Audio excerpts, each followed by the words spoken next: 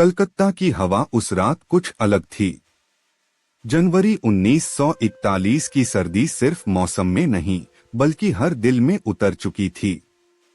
अंग्रेजी हुकूमत की आंखें हर उस घर पर टिकी थीं जहां से आजादी की बात होती थी, और उन्हीं घरों में एक नाम सबसे ज्यादा खटकता था, सुभाष चंद्र बोस। एल्गिन रोड का वह घर बाहर से शांत दिखता था, लेकिन भीतर एक तूफान चल रहा था। सुभाष एक छोटी सी मेज के पास बैठे थे।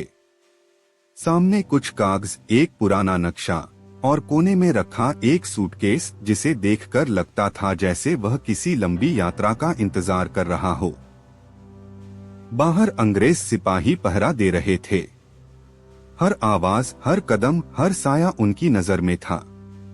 सुभाष जानते थे यह घर अब जेल बन चुका है, लेकिन उनसे ज्यादा खतरनाक थी चुप्पी। उन्होंने खिड़की से बाहर झांका। सड़क पर लैंप पोस्ट की पीली रोशनी पड़ रही थी। वही सड़क जहां से कभी वे भाषण देने जाते थे, आज वही रास्ता उनकी कैद का गवाह था।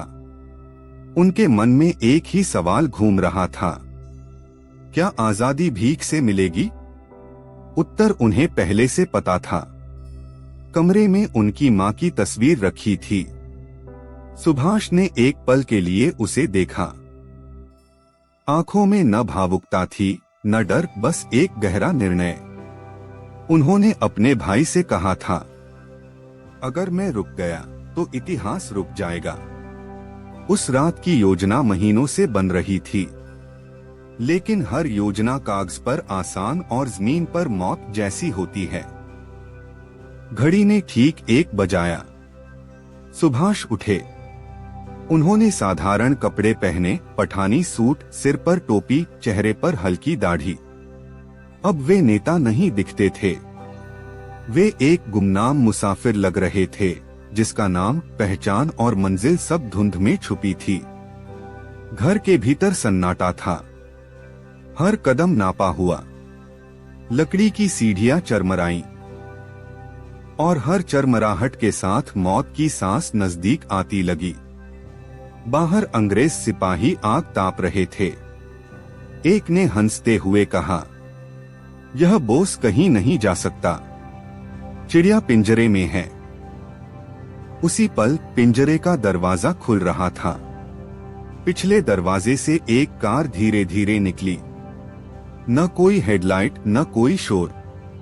सुभाष पीछे की सीट पर बैठे थे।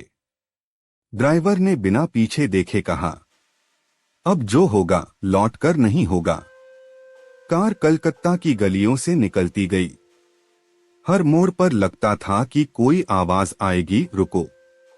लेकिन रात चुप थी, जैसे इतिहास खुद सांस रोके खड़ा हो। कुछ घंटों बाद वे शहर की सीमा पार कर चुके थे। सुभाष ने पहली बार गहरी सांस ली, लेकिन उन्हें पता था असली खतरा अब शुरू होगा। भारत से निकलना आसान नहीं था। दुश्मन सिर्फ बाहर नहीं था, हर सीमा पर था। उन्होंने कई नाम बदले, कई चेहरे ओढ़े। कभी वे बीमार मुसाफिर बने, कभी धार्मिक यात्री। कई बार ट्रेन में बैठे, कई बार पैदल चले। हर स्टेशन, हर चौकी पर मौत से आंख मिलती रही। एक जगह एक अंग्रेज अफसर ने उन्हें घूरकर देखा। तुम्हारा नाम? सुभाष ने बिना झिझक कहा, मोहम्मद जियाउद्दीन। अफसर ने कागज देखा, फिर चेहरे को। 1 सेकंड की देरी और इतिहास खत्म हो सकता था। लेकिन वह सेकंड निकल गया। दिन हफ्तों में बदले, हफ्ते महीनों में, और एक दिन वे भारत से बहुत दूर खड़े थे, बिना झंडे के, बिना सेना के, बिना देश के। लेकिन उनके भीतर एक चीज थी, आजादी की आग। जर्मनी पहुंचे तो दुनिया उन्हें एक भगोड़ा समझती थी, लेकिन वे खुद को क्या समझते थे, यह सिर्फ उन्हें पता था। उन्होंने कहा, मुझे मदद नहीं चाहिए, मुझे साथ चाहिए। धीरे धीरे वे एशिया पहुंचे, और वहां उन्होंने वह किया जो इतिहास में कोई भारतीय पहले नहीं कर पाया। उन्होंने एक सेना खड़ी की, आजाद हिंद फौज। यह सेना सिर्फ बंदूकों से नहीं बनी थी, यह बनी थी अपमान, गुस्से, उम्मीद और बलिदान से।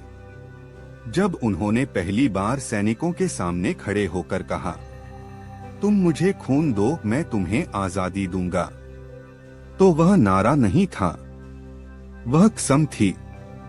लेकिन आजादी आसान नहीं थी। युद्ध हुए, हार भी मिली, धोखे भी, और फिर वह दिन आया जब एक खबर ने पूरी दुनिया को हिला दिया। नेताजी का विमान दुर्घटनाग्रस्त हो गया है। कुछ ने माना, कुछ ने नहीं। आज भी सवाल जिंदा है, क्या नेताजी मरे या वे फिर कहीं निकल गए? लेकिन शायद यह सवाल गलत है। सही सवाल यह है, क्या कोई इंसान जो खुद को देश में बदल दे कभी मर सकता है? उस रात जब नेताजी गायब हुए थे, उन्होंने सिर्फ एक घर नहीं छोड़ा था, उन्होंने डर छोड़ा था। और जब भी कोई भारतीय आंख उठाकर कहता है मैं आजाद हूं, तो कहीं न कहीं उस आजादी में नेताजी की उस रात की परछाई होती है।